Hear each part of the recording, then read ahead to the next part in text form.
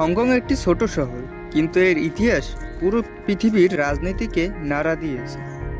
আপনি কি জানেন হংকং স্বাধীন হলেও আসলে পুরোপুরি স্বাধীন নয়?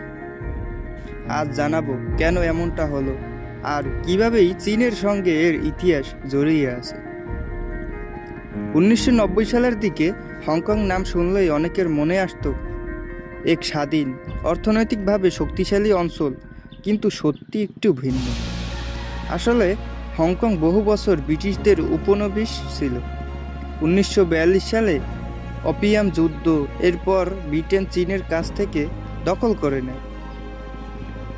এরপর প্রায় 150 বছর ব্রিটিশ শাসনে থাকার পর 1997 সালে হংকং ফেরত চায় চীন এবং চীন তা দখল করে নেয়।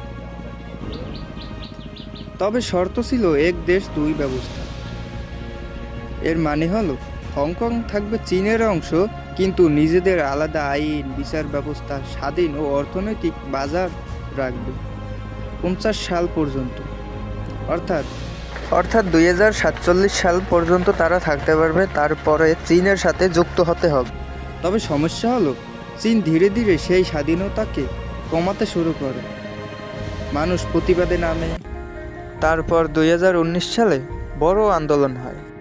এখনও অনেকেই মনে করে হংকং আসলে আধা স্বাধীন, নিজের পতাকা আছে, আইন আছে, কিন্তু সিদ্ধান্ত নেয় চীন। 1942 সাল ব্রিটেন হংকং দখল করে। 1997 ব্রিটেন ফেরত দেয় চীনের কাছে।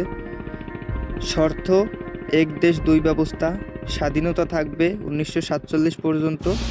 বাস্তবে পূর্ণ স্বাধীনতা এখনও পাওয়া যায়নি। তাহলে বোঝা যাচ্ছে হংকং স্বাধীন হলেও স্বাধীনতা পায়নি, কারণ রাজনীতি আর ইতিহাস সব সময় এক নয়। আপনার মতে হংকং কি একদিন সত্যিকারই স্বাধীন হতে পারবে? কমেন্টে জানান, এবং ভিডিওটি ভালো লাগলে লাইক, শেয়ার এবং সাবস্ক্রাইব করে পাশে থাকুন। ধন্যবাদ সকলকে।